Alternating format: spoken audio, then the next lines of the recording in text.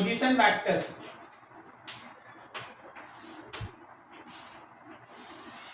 Coordinate axis पे origin के respect में मान लो कोई एक पॉइंट है जिसका 3 कोऑर्डिनेट है एक्स वाई और जेड। ओरिजिन के रिस्पेक्ट में इस पॉइंट को दिखाने वाला वेक्टर, ओरिजिन के रिस्पेक्ट में इस पॉइंट को दिखाने वाला वेक्टर पोजीशन वेक्टर कहलाता है। तो क्या हम लोग अभी इस पोजीशन वेक्टर को लिख सकते हैं एक्स आई कैप वाई जे कैप प्लस जेड के cap, this is called position vector. अब देखो अगर कोई बोला कि सर डिस्प्लेसमेंट वेक्टर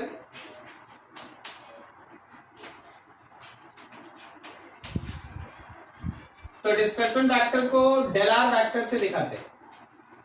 अब ये क्या होता है वो समझो। मान लो जैसे कोई एक बॉडी इनिशियल पॉइंट पी पे था, उसका कोऑर्डिनेट है x initial y initial z initial, यह उसका इनिशियल पोजीशन वेक्टर, यह उसका इनिशियल पोजीशन वेक्टर। और फिर बॉडी थोड़ी देर के बाद इस फाइनल पॉइंट पे पहुंचा, कोऑर्डिनेट है x final y final z final. तो देखो इनिशियल से फाइनल की तरफ, इनिशियल पॉइंट से फाइनल पॉइंट की तरफ जो वेक्टर उसको कहते हैं डिस्प्लेसमेंट वेक्टर। इनिशियल से फाइनल की तरफ जो वेक्टर बना है ना उसको कहते हैं डिस्प्लेसमेंट वेक्टर। और ये डिस्प्लेसमेंट वेक्टर होता है final position vector minus initial position vector. क्या हम फाइनल पोजीशन वेक्टर को लिख देंगे x final i cap y final j cap z final k cap, और इसमें से x initial i cap y initial j cap और जेड इनिशियल के कैप को सब्सट्रैक्ट कर दो, तो आपके पास डिस्प्लेसमेंट वेक्टर आया x final minus x initial i cap plus y final minus y initial j cap plus z final minus z initial k cap. This is called displacement vector. बहुत simple है, बहुत simple है। आइए मान लीजिए जैसे हम आपके पास एक एग्जांपल लेते हैं। हम आपको ये कह दिए कि anybody moves from P1 point, coordinate है 2 3 5 टू P2 पॉइंट, उसका कोऑर्डिनेट है 3 6 8। Then find displacement vector. बहुत आसान, बहुत आसान। अभी देखो जैसे तुम यहां पे देखेगा सिचुएशन, तो क्या इस सिचुएशन को देख के कोई बोल सकता है कि इनिशियल पोजीशन वेक्टर, इसको देख लो 2i cap 3j cap 5k cap होगा, 2i cap plus 3j cap plus 5k cap होगा। अब देखो final position vector 3 6 8, 3i cap plus 6j cap plus 8k cap होगा। तो जब तुम डिस्प्लेसमेंट वेक्टर लिखेगा तो तुम फाइनल में से इनिशियल को माइनस कर लो, तो 3 minus 2 1i cap, 6 minus 3 3j cap, 8 minus 5 3k cap. This is your answer. क्या आप समझ पा रहे हैं जी? Yes sir. तो ये है पोजीशन वेक्टर, ये है डिस्प्लेसमेंट वेक्टर। नोट कर लो, फिर आगे बढ़ते हैं। आज थोड़ा सा कॉन्सेप्ट है वेक्टर के सब्सट्रैक्शन का। concept of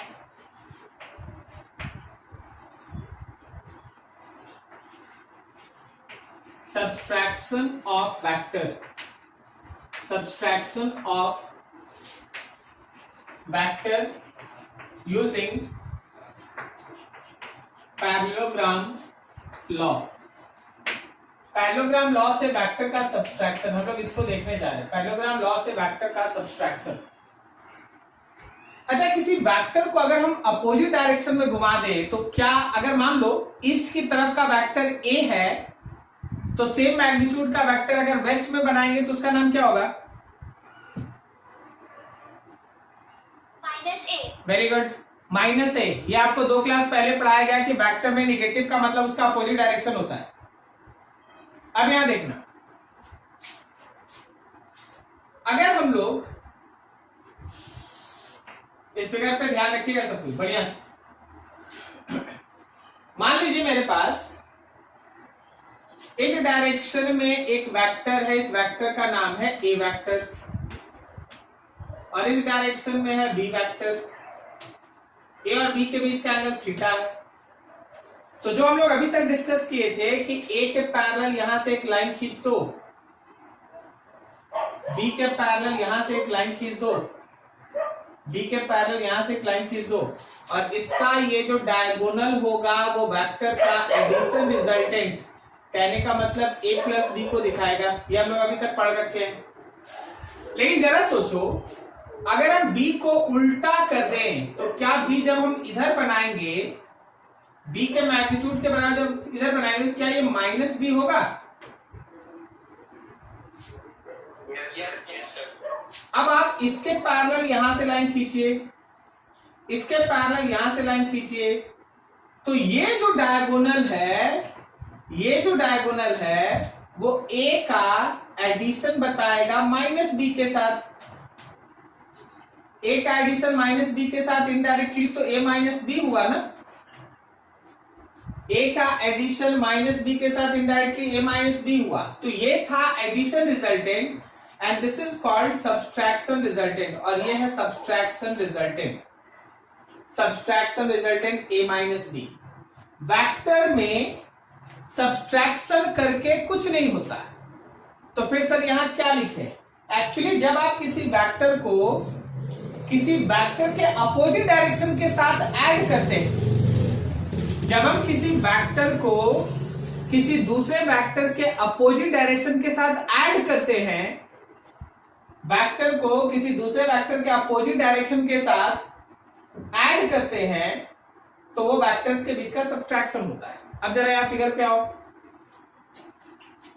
ए और बी के बीच का एंगल थीटा था, बोलो ए और -b के बीच का एंगल 180 माइनस थीटा होगा।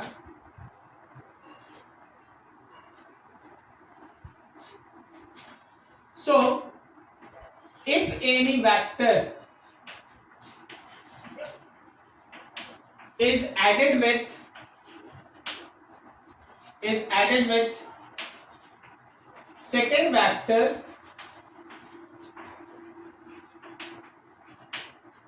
but in opposite direction, then this is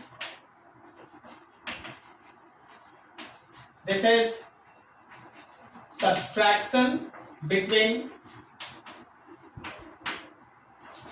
two vectors। ये दो वेक्टर्स के बीच का सब्सट्रैक्शन। जब हम किसी वेक्टर को किसी दूसरे वेक्टर के अपोजिट डायरेक्शन के साथ ऐड करते हैं, then this is called vector subtraction। Now see that vector subtraction का मतलब है a का एडिशन -b के साथ, and it comes to be a - b। Now parallelogram law से देखो, जब हम लोग a और -b को लेके पैरेललोग्राम लॉ बनाएंगे, जरा गौर करते चलना, तो सब्सट्रैक्शन का मैग्नीट्यूड होगा अंडर रूट a वेक्टर का स्क्वायर b वेक्टर का square plus 2ab cos a और -b के बीच का एंगल, a और -b के बीच का एंगल कितना है जी? 180 माइनस थीटा। कोई बताएगा cos 180 माइनस थीटा कितना होता है?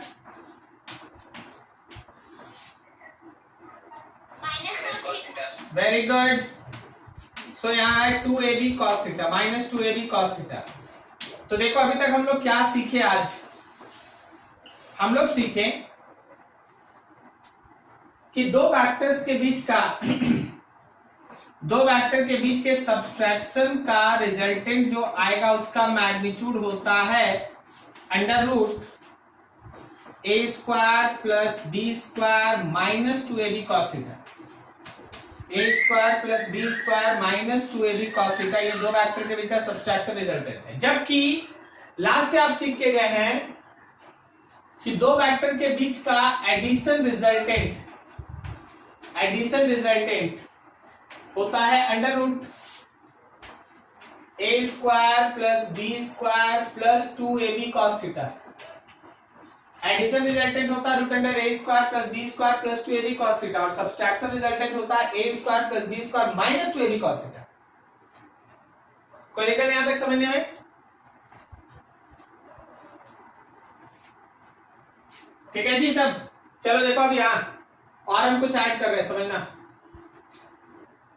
यहां नहीं बनाते हैं, आप इतना अच्छे से नोट कर। चलिए क्वेश्चन हम बना देते हैं, क्वेश्चन लिख देते हैं। लिखा है ऐसा, if magnitude of addition and subtraction resultant between two vectors are same, then find angle between vectors। Question ये कहता है कि एडिशन रिजल्टेंट का मैग्नीट्यूड और सब्सट्रैक्शन रिजल्टेंट का जो मैग्नीट्यूड है वो सेम है। अगर मैग्नीट्यूड सेम है तो बताओ कि उनके बीच का वेक्टर्स के बीच का एंगल क्या है। कुछ नहीं करना है, सब्सट्रैक्शन का मैग्नीट्यूड और एडिशन के मैग्नीट्यूड को इक्वल कर देना है। अकॉर्डिंग टू क्वेश्चन अगर जाओ तो सब्सट्रैक्शन का मैग्नीट्यूड और एडिशन वाला रिजल्टेंट का मैग्नीट्यूड सेम, मतलब root under a square plus b square minus 2ab cos theta is equal to under root a square plus b square plus 2ab cos theta. ऐसा है, दोनों तरफ root cancel, तो हो गया हम लोग का a square plus b square minus 2ab cos theta, और राइट में हो गया a square plus b square plus 2ab cos theta plus 2ab cos theta. तो देखो a square b square cancel, ये माइनस और ये मिलके प्लस हो गया। 4ab cos theta is equal to 0। इसका मतलब cos थीटा 0। कोई बोलो cos थीटा के किस एंगल के लिए cos 0 होता है? cos 90। इसका मतलब तुम्हारे थीटा का वैल्यू आ गया 90 डिग्री। अगर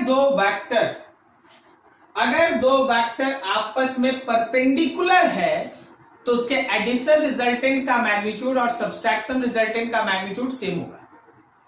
ठीक है, यही इस क्वेश्चन का मतलब है। चलिए यहां तक नोट कीजिए, कहीं डाउट है पूछिए, फिर और आगे बढ़ते हैं।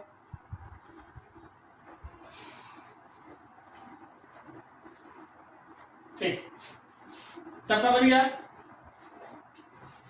अब जरा आओ फिर से इस फिगर पे, हम चाह रहे थे कि आप एक बार इस फिगर वगैरह को देखिए। अब जरा फिर से फिगर को देखिएगा ध्यान से सब कोई। अगर ये ए है तो ये जो अभी हम ड्रॉ किए वो क्या है? Minus a. Very good. अब आप क्या करें, ये माइनस ए और बी को लेके एक पैरेललोग्राम बनाए।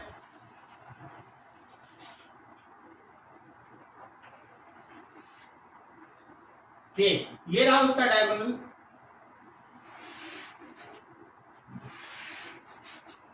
Like that. तो क्या ये डायगोनल बी का एडिशन माइनस ए के साथ है? इसका मतलब ये किसको दिखा रहा है? ये दिखा रहा है बी माइनस ए को, समझे? देखिए ए प्लस बी के एकदम उल्टा डायरेक्शन में है बी माइनस ए। नहीं समझा? ए प्लस ए माइनस बी इधर है तो बी माइनस ए एकदम उल्टा है। उसी तरह अब और देखना। अब देखो ये माइनस ए है माइनस बी है, इसको लेके एक पैरेललोग्राम बना लो। ये माइनस ए माइनस बी और इसका बनाओ डायगोनल। क्या ये -a -b है? माइनस कॉमन ले ले तो a+b है। तो जो हम लोग वेक्टर में पढ़े थे कि वेक्टर का अपोजिट डायरेक्शन उसका माइनस बताता है, तो देखो इधर वाला वेक्टर a+b है तो उसके जस्ट उल्टा वाला वेक्टर -a+b है, समझे? ये वाला वेक्टर a-b है तो इसका उल्टा वाला वेक्टर देखो b-a लिखना मतलब -a-b लिखना ना। अरे नहीं समझा? समझिए सर। ठीक है ना। तो इस फिगर को भी है ना कहीं नोट कर लो, स्नैप ले लो, घर में इसको बड़ा सा बना लेना आराम से, ठीक है? ये बहुत सारा इंफॉर्मेशन देता है। दोबारा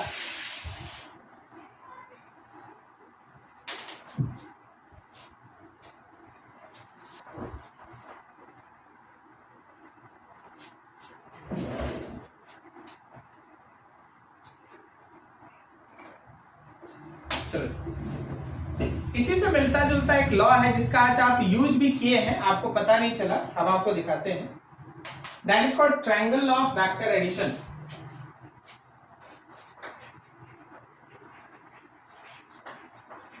triangle law of vector addition.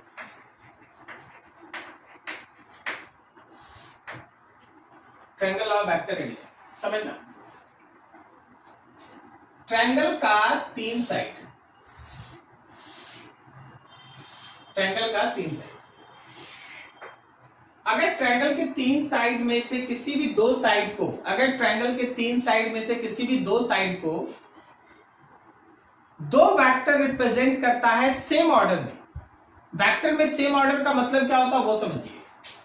जब हम वेक्टर का सेम ऑर्डर वर्ड बोलते हैं तो इसका मतलब होता है एक का हेड जहां खत्म दूसरे का टेल स्टार्ट, इसको सेम ऑर्डर कहते हैं। और ये सेम ऑर्डर है। तो सर अपोजिट ऑर्डर क्या हुआ? अपोजिट ऑर्डर का मतलब होता है एक का हेड दूसरे के हेड से मिले या फिर एक का टेल दूसरे के टेल से मिले, ये सब अपोजिट ऑर्डर कहलाता है।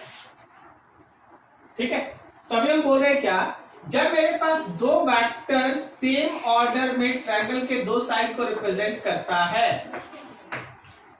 जब मेरे पास 2 वेक्टर ट्रायंगल के 2 साइड को सेम ऑर्डर में रिप्रेजेंट करता है, तो जो उसका थर्ड क्लोजिंग साइड होता है, third closing side opposite order में, थर्ड क्लोजिंग साइड अपोजिट, वो इन वेक्टर्स के रिजल्टेंट को रिप्रेजेंट करता, मतलब a+b। ठीक है, तो statement is like that, if 2 vectors represents 2 sides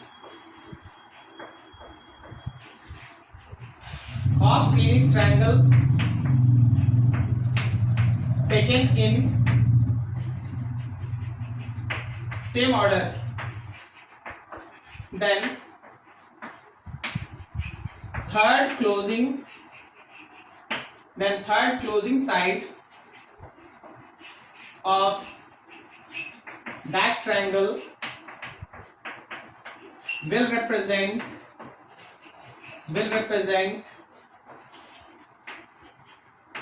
their vector resultant taken in opposite order, उसका ऑर्डर उल्टा होना चाहिए। तो आपको खुद से जब भी ट्रायंगल बनेगा तो आपको खुद से सोचना पड़ेगा कि कौन दोनों सेम ऑर्डर में है कौन अपोजिट में। तो अभी इस फिगर के हिसाब से जाओगे तो r is equal to a+b है, r जो है वो a+b को रिप्रेजेंट कर रहा है इस फिगर के हिसाब से। तो अब जरा नया नया फिगर देख के हमको बताना कि कैसे लिखेंगे हम लोग इसको।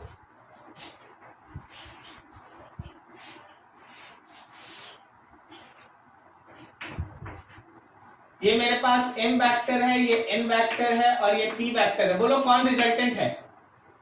सर p रिजल्टेंट है। वेरी गुड, p रिजल्टेंट है, क्योंकि देख m और n जो है वो सेम ऑर्डर में है। क्या सही बोले?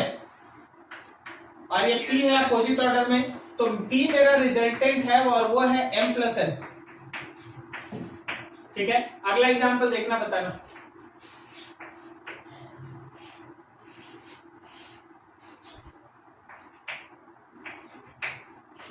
ए है, बी है, सी है, बोलो कौन रिजल्टेंट है? Sir B. बी रिजल्टेंट है, एकदम सही बोला। देखो सी और ए सेम ऑर्डर में है और बी है अपोजिट ऑर्डर में, तो याद रखना c vector plus a vector is equals to b vector. अब आज हम एक फिगर बनाए थे, हम उसमें इसका चर्चा नहीं की क्योंकि हम पढ़ाए नहीं थे। जरा देखना, जो आज आप डिस्प्लेसमेंट वेक्टर पढ़े थे उसको ध्यान दीजिए। ये पॉइंट था, ये था इनिशियल पोजीशन, ये पॉइंट था, ये था फाइनल पोजीशन, और याद है ये था डिस्प्लेसमेंट वेक्टर। बताओ भाई बताओ, ट्रायंगल और लगाओ, बोलो कौन है रिजल्टेंट? Resultant r final.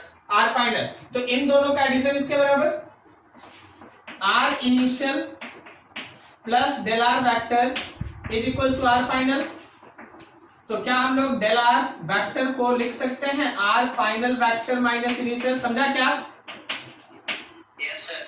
देखना आज कॉपी पे यही तुम लिखा था डिस्प्लेसमेंट वेक्टर, ठीक है? तो ट्रायंगल ऑफ वेक्टर, अच्छा मान लो जरा इसका रिजल्टेंट बताना कोई। अगर कोई साइड हम छोड़े ही नहीं, मतलब तीनों वेक्टर सेम ऑर्डर में ले ले, तीन वेक्टर और सब सेम ऑर्डर में ले ले, कोई बता सकता है इसका रिजल्टेंट कितना होगा? 0। इसमें 9 लगेगा। इसका रिजल्टेंट होगा 0, ठीक है ना? If all three vectors are in same order, then याद रखना कि तीनों वेक्टर का जब तुम रिजल्टेंट लेगा then it comes to be 0। तीनों वेक्टर ट्रायंगल के तीन साइड को रिप्रेजेंट करता है अगर सेम ऑर्डर में, तीन वेक्टर ट्रायंगल के तीन साइड को रिप्रेजेंट करता है सेम ऑर्डर में, तो उसका रिजल्टेंट हमेशा होगा 0, ठीक है? नोट करो वहां तक, फिर और आगे बढ़ो। अब देखो इसी पे बेस्ट है एक और कॉन्सेप्ट, नाम है उसका polygon law of vector addition. Polygon law of vector addition.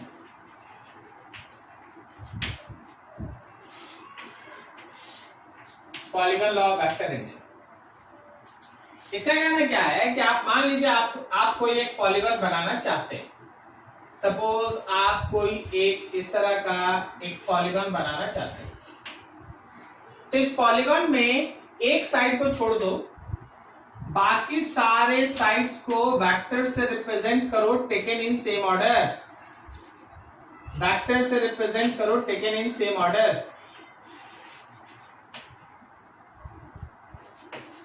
Vector से रिप्रेजेंट करो टेकन इन सेम ऑर्डर। तो जो इस पॉलीगन का लास्ट क्लोजिंग साइड होता है, देखो ये ओपन पॉलीगन कहलाएगा, एक साइड आप नहीं डाले हैं ना, तो ये ओपन पॉलीगन कहलाएगा। जब आप इस ओपन पॉलीगन का क्लोजिंग साइड डालते हैं अपोजिट ऑर्डर में, तो ये इन सारे वेक्टर्स का रिजल्टेंट होता है। किसी भी ओपन पॉलीगन के एन साइड्स को अगर वेक्टर्स रिप्रेजेंट कर रहा है सेम ऑर्डर में, तो जो उस ओपन पॉलीगन का लास्ट क्लोजिंग साइड आप लगाते हैं, बंद करते हैं लास्ट साइड से, वो क्लोजिंग साइड, लास्ट वाला साइड, वो उसका वेक्टर रिजल्टेंट दिखाता है, बट उसका ऑर्डर अपोजिट रहेगा, ठीक है? So according to that polygon law, if number of vectors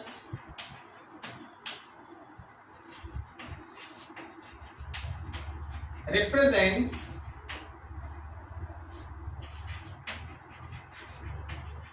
number of sides of any open polygon taken in same order, open polygon taken in same order, then last closing side of polygon will represent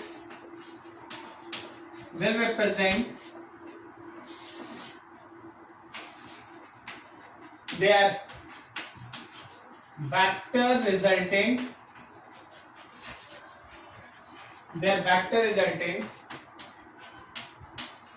taken in opposite order. Vector resultant taken in opposite order. मतलब यहां पे जो आप R देख रहे हैं ना, जो आप R देख रहे हैं वो A plus B plus C plus D के बराबर है, मतलब वो चारों वेक्टर्स का रिजल्टेंट है। थोड़ा हम आपको इसको और क्लियर कर देते हैं और समझा देते हैं, जरा देखिए और ध्यान से। मान लीजिए आप इस पॉइंट को O लिखे, यहां A लिख दिए, ये B है, ये C है और ये D है।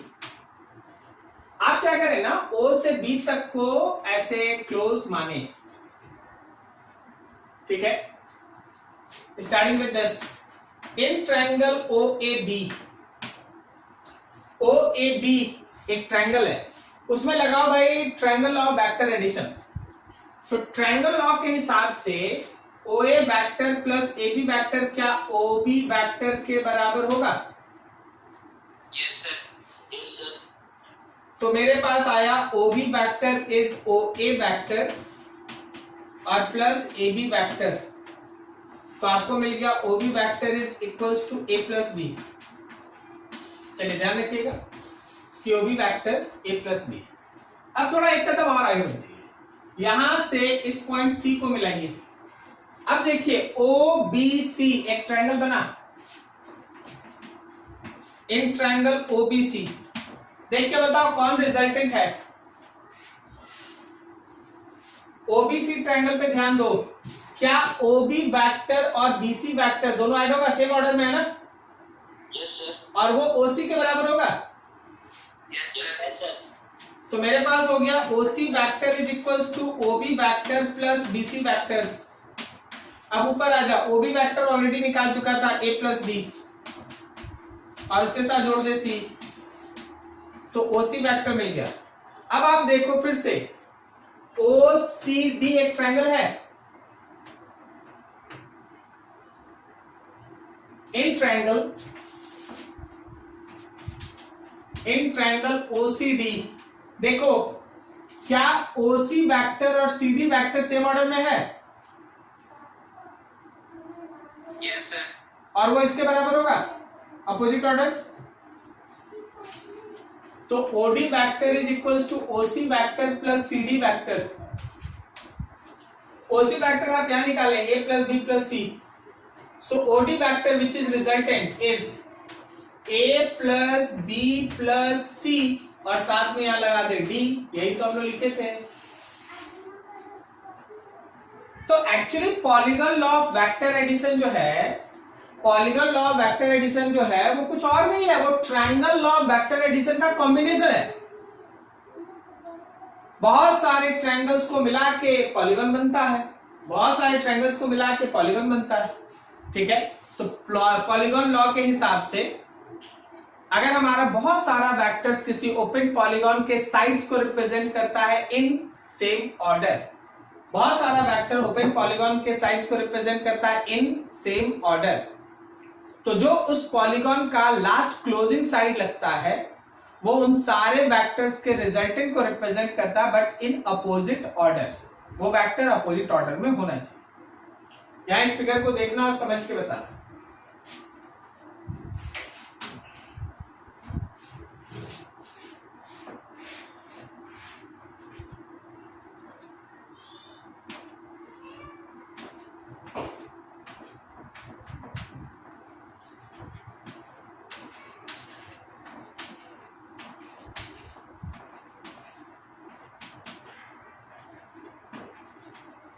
पूरा फिगर अच्छे से देख लो, सब एरो हेड आपके सामने हम क्लियर कर देते हैं। बताइए कौन है रिजल्टेंट?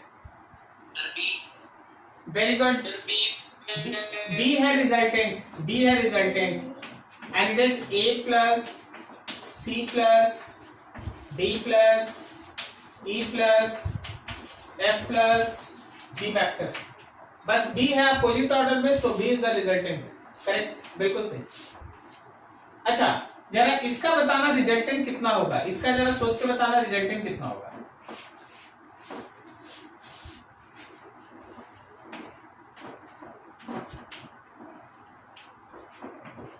ए B, very good very good, एकदम सही, बिल्कुल सही। अगर सब सेम ऑर्डर में है तो ट्रायंगल लॉ की तरह ये भी 0 है। तो अगर सब सेम ऑर्डर में है तो a plus B plus C plus D plus E is equal to 0। ठीक है, चलो नोट करो बढ़िया से फटाफट। I cap plus J cap plus K cap करते हैं, वो वेक्टर का रिजल्टेंट निकलता है। फिर आप पैरेललोग्राम लॉ पढ़े, वो वेक्टर का रिजल्टेंट निकलता है। रिजल्टेंट में एडिशन रिजल्टेंट, सब्सट्रैक्शन रिजल्टेंट होता है। ट्रायंगल लॉ पढ़े आप, वो भी वेक्टर का रिजल्टेंट देता है। पॉलीगॉन लॉ पढ़े आप, ये भी वेक्टर का रिजल्टेंट देता है। तो ध्यान रखिए, वेक्टर का रिजल्टेंट मतलब अलजेब्रिकली एडिशन, बेसिकली बोला जाए तो एडिशन। वेक्टर में सब्सट्रैक्शन नहीं होता। तो बोले सर थोड़ी देर पहले आप पढ़ाएं, तो हम वही तो बोले, वेक्टर में सब्सट्रैक्शन नहीं होता। वेक्टर को जब आप किसी दूसरे वेक्टर के अपोजिट के साथ ऐड करते, एडिशन करते, तो लगता है कि वेक्टर का सब्सट्रैक्शन हो रहा है, लेकिन होता वेक्टर का एडिशन है।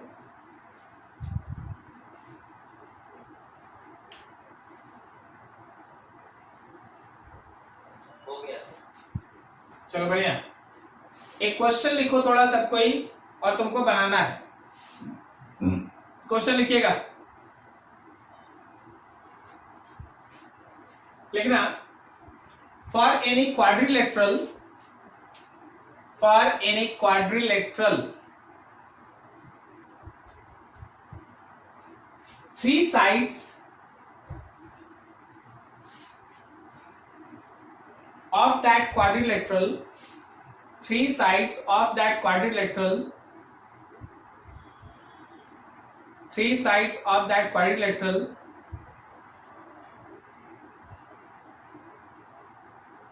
taken in same order, taken in same order are represented by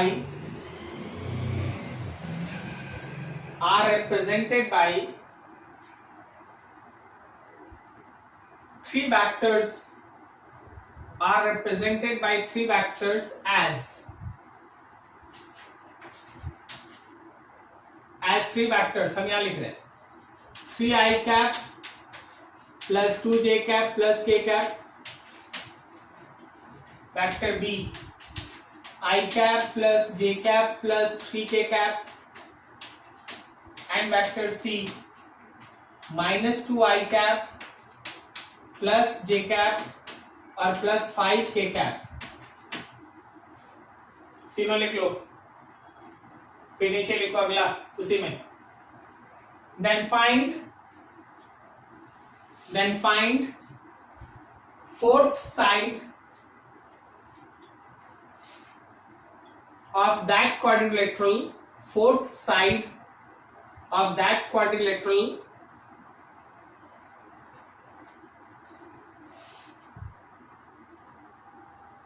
in vector form, in opposite order, vector form in opposite order। Sir हो गया सर। बिल्कुल सही। कितना है answer? Sir 2i cap plus 4j cap plus 9k cap. सही सही, बिल्कुल सही, बिल्कुल सही, बिल्कुल सही। आप तीनों को ऐड कर दिए। एक क्वाड्रिलेटरल का बात हो रहा है, एक क्वाड्रिलेटरल का बात हो रहा है, 3 वेक्टर सेम ऑर्डर में, तो जो अगला वेक्टर है वो resultant a plus B plus C. Correct, बिल्कुल सही, तीनों को ऐड कर दिया। अच्छा, अगर हम तुमसे उसी फोर्थ साइड का लेंथ पूछते तो क्या करता? इसका मैग्नीट्यूड निकालें। वेरी गुड, उसी में और क्वेश्चन लिखो, उसी में और क्वेश्चन लिखो, find length of that fourth side, उसी में लिखो और बना उसको, find length of that fourth side, find length of that fourth side.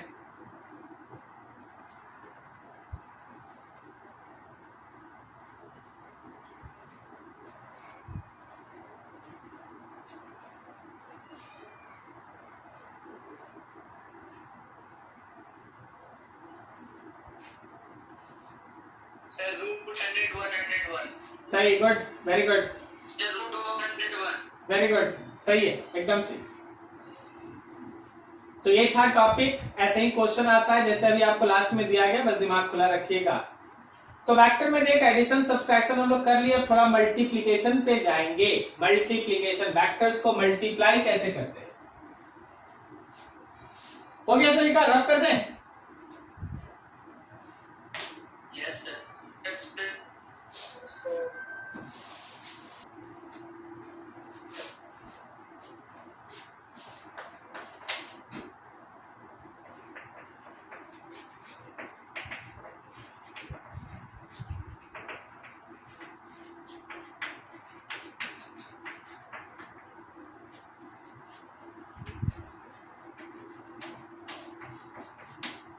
Multiplication between vectors. Vector मतलब physical quantity, always remember. Vector मतलब physical quantity, force, displacement, velocity, acceleration, like that, physical quantity. अब देखिए यहाँ पे दो concept चलता है।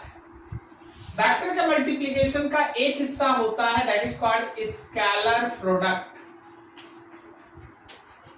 Scalar product. इसका दूसरा नाम है dot product. Scalar product, dot product होता क्या है, जब आप दो वेक्टर्स को मल्टीप्लाई करते हैं, एक वेक्टर किसी दूसरे वेक्टर से मल्टीप्लाई हो और जो रिजल्टेंट आए वो कोई एक स्केलर फिजिकल क्वांटिटी आ जाए। अगर आप दो वेक्टर्स को आपस में मल्टीप्लाई करें और जो आपको रिजल्टेंट क्वांटिटी मिले वो कोई एक स्केलर हो। बोले सर ऐसा भी कभी होता है? बिल्कुल होता है। जैसे एग्जांपल, आप फोर्स को मल्टीप्लाई करेंगे जब डिस्प्लेसमेंट के साथ, जब आप फोर्स को मल्टीप्लाई करेंगे डिस्प्लेसमेंट के साथ, क्या वो वर्क होगा? आपको पता है force into displacement is equal to work. Yes, sir. तो ध्यान रखना कि फोर्स एक वेक्टर है, फोर्स एक वेक्टर है, डिस्प्लेसमेंट भी एक वेक्टर है, लेकिन वर्क तो स्केलर क्वांटिटी है ना। ठीक है, ऐसा मल्टीप्लिकेशन दो वेक्टर्स के बीच जो तुमको एक स्केलर फिजिकल क्वांटिटी दे देता है उसको कहते हैं स्केलर प्रोडक्ट। जैसे बेस्ट एग्जांपल ये तुम्हारे पास एक बहुत सारे न्यूमेरिकल में आएगा कि force into displacement is equal to work. इसी तरह हम एक दूसरा एग्जांपल तुमको बताते हैं। जब आप फोर्स को वेलोसिटी से मल्टीप्लाई करते हैं तो याद रखिए पावर होता है। फोर्स एक वेक्टर है, वेलोसिटी भी वेक्टर है, लेकिन जो पावर मिला वो एक स्केलर। फोर्स एक वेक्टर, वेलोसिटी एक वेक्टर, लेकिन जो पावर बन के सामने आया वो एक scalar physical quantity, scalar physical quantity. So this is also called scalar product, this is also called scalar product. Scalar product का मतलब है कि दो वेक्टर्स मल्टीप्लाई होके एक स्केलर बनाएगा। कभी भी इस तरह के मल्टीप्लाई, क्या सर आपका ऑडियो चली गया, अभी सुनाई दे रहा है? ऑडियो नहीं आ रहा सर आपका।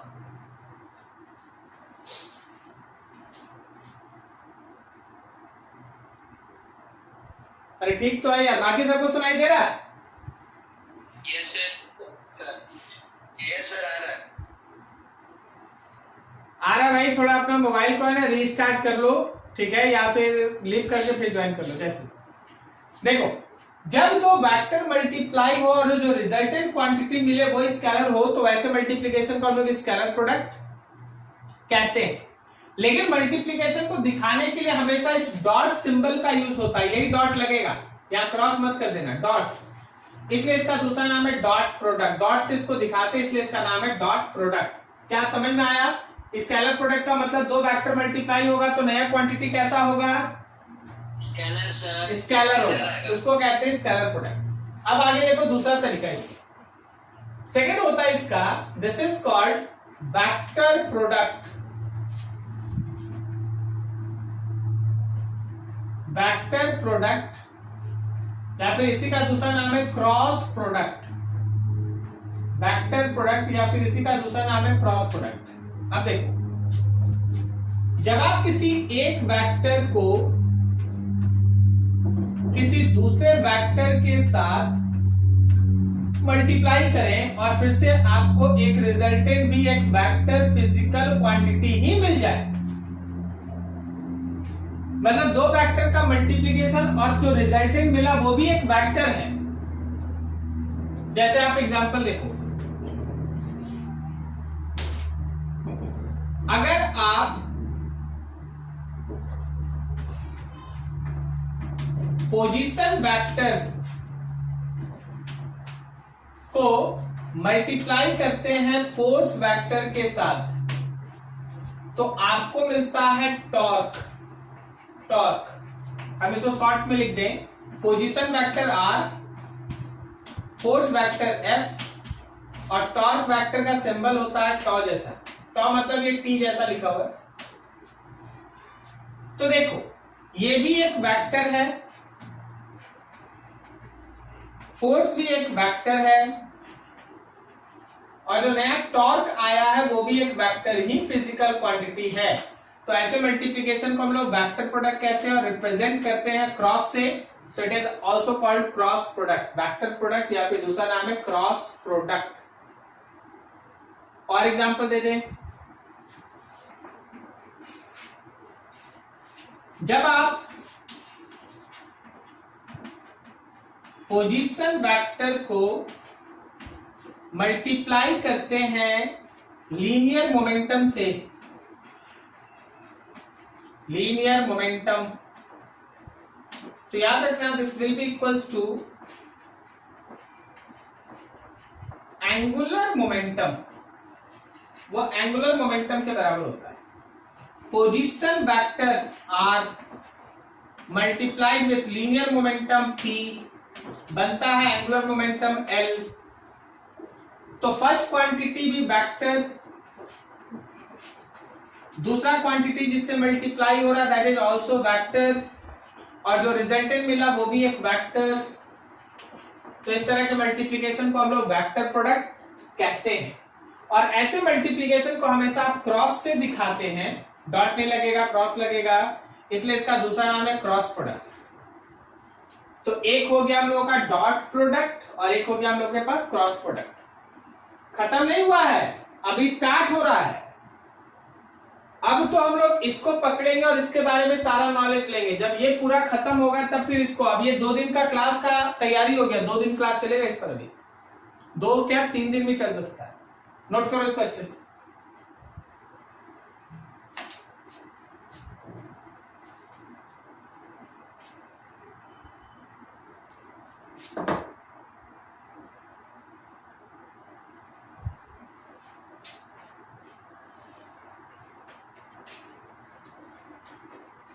Concept of scalar प्रोडक्ट या फिर डॉट प्रोडक्ट, स्केलर प्रोडक्ट या फिर डॉट प्रोडक्ट। देखो, मान लो हम लोगों के पास 2 वेक्टर है, एक वेक्टर है ए, दूसरा वेक्टर है बी और उनके बीच का एंगल है थीटा। एक वेक्टर ए है, दूसरा वेक्टर बी और उनके बीच का एंगल है थीटा। देन अगर आप ए और बी के बीच का डॉट प्रोडक्ट निकालना चाहते हैं then it will be equals to magnitude of first vector, magnitude of second vector and cosine of the angle between them, cosine of angle between them. उन दोनों वेक्टर्स के बीच का जो एंगल उसका cos थीटा है। शॉर्ट में लिखते हैं A dot B is A B cos theta, is A B cos theta. जैसे आप एक एग्जांपल देखें, मान लो तुम्हारे सामने एक क्वेश्चन रख दे कि देखो जी ये एक ब्लॉक है, इस ब्लॉक पे इस डायरेक्शन में एक फोर्स लग रहा है, फोर्स है 40 न्यूटन का। और ब्लॉक का डिस्प्लेसमेंट इस डायरेक्शन में है और इसका डिस्प्लेसमेंट है 6 मीटर, एंगल है सपोज 30 डिग्री। तुमसे बोला गया find work done by force. अब यहां स्टूडेंट का दिमाग हिट करना चाहिए, खुद से सोचना चाहिए कि भाई फोर्स है, डिस्प्लेसमेंट है, वर्क पूछा है तो डॉट प्रोडक्ट। सिंस हम लोग पढ़े हैं कि work is nothing else but simply dot product between force and displacement vector, तो we can write that according to this concept force का मैग्नीट्यूड, डिस्प्लेसमेंट का magnitude and the cosine of angle between them fs cos theta, cosine of angle between them fs cos theta. So your work is force है 40, displacement है 6 और cos 30 का value हो गया √3/2। 2 से ये कट गया भाई, then work is equals to 2 से कटा 3 बार में 120 √3 joule, 120 √3 joule. This is work. समझ में आया? अगर दो वेक्टर के बीच का एंगल थीटा है तो आप उसका डॉट प्रोडक्ट निकालते हैं ए बी कॉस थीटा से। ए हो गया वेक्टर ए का मैग्नीट्यूड, बी हो गया बी का मैग्नीट्यूड और कोसाइन जो भी एंगल रहेगा उसका एंगल कोसाइन आपको लेके चलना है। ठीक है, अब यहां से थोड़ा सा एक और छोटा सा सेक्शन है, उसको भी हम ऐड कर दें। Dot product between I cap, J cap and के कैप। आई कैप, जे कैप और के कैप के बीच का डॉट प्रोडक्ट। पहले तो तीनों वेक्टर को देख लो यार।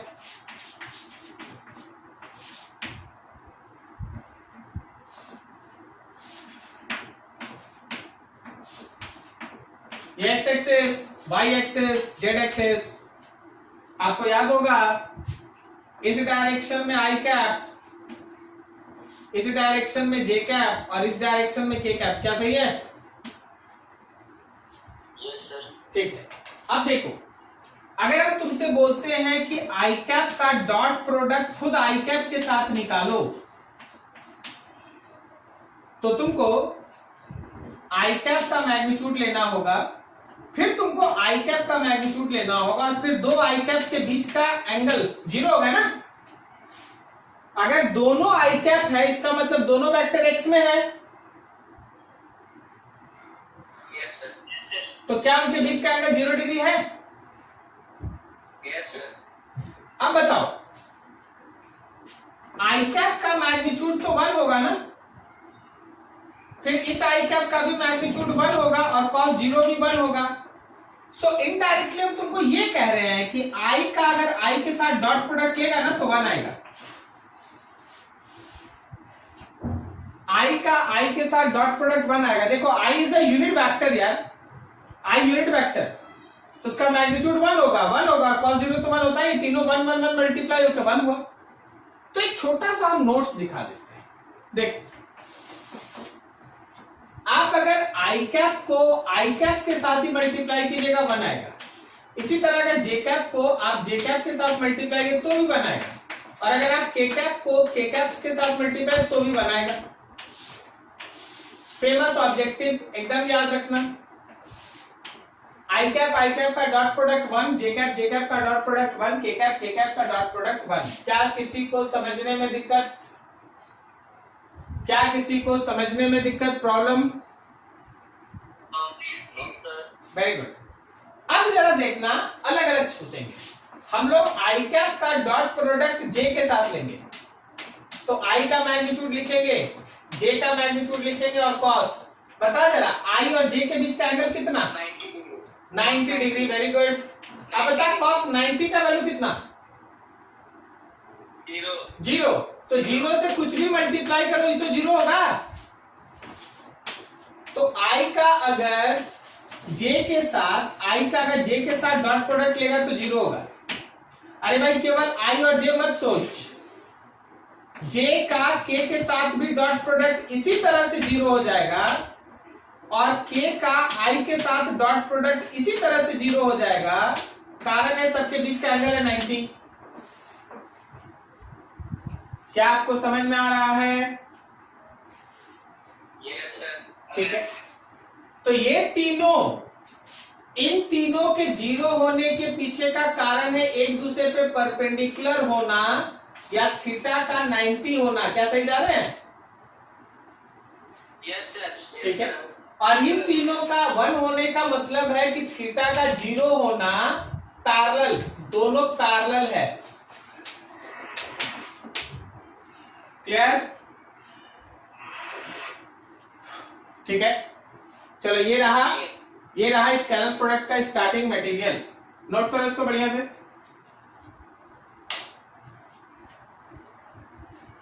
सर नेगेटिव साइड का, नेगेटिव साइड का क्या बोलना है, बोल दो। सर 180 हो सर, वो ना जैसे आई माइनस आई कैप माइनस आई कैप या आई कैप माइनस। हाँ रुको ना, आई कैप माइनस आई कैप बोल रहे हो ना, यही बोल रहे हो ना? Yes sir. हाँ, तो देख भाई आई को, इसको क्या हम ऐसे नहीं लिख सकते, minus of I cap dot I cap. तो आई तो तुम देखा ना 1 होता है, तो क्या हम लोग इसको -1 नहीं लिख सकते? Yes sir. ठीक है, आप कर लीजिएगा, कोई इशू नहीं। दोनों के बीच का जो एंगल होगा तो 180 हो जाएगा। हाँ बिल्कुल 180 हो जाएगा। तो cos 180 का वैल्यू देखो, जहां cos 0 था 1 लिखे ना, cos 180 होगा तो -1 होगा। तो फिर तो सर वैल्यू तो फिर +1 हो जाएगा ना। गजब कर रहा है यार, तुम्हें माइनस के कारण ना डायरेक्शन लिख रहा है 180। या तो तुम दो ही काम करेगा ना, या तो ये माइनस लेगा, नहीं तो cos 180 लिखेगा। दोनों कैसे लिख सकता है? वेक्टर में सुना नहीं, समझा नहीं, अभी सुनो। एक वेक्टर ईस्ट में है और एक वेक्टर, मान लो ईस्ट वाला वेक्टर ए वेक्टर है, तो जब तुम वेस्ट वाला वेक्टर लिखेगा तो या तो लिखेगा -a वेक्टर या फिर लिखेगा vector A direction along west, यही ना लिखेगा? Yes sir. कैसे लिखेगा? -a वेक्टर अलोंग वेस्ट, ऐसे नहीं ना लिखेगा? No sir. हाँ, तो वही चीज, या तो माइनस लिख नहीं तो डायरेक्शन लिख, दोनों में से एक चीज कर।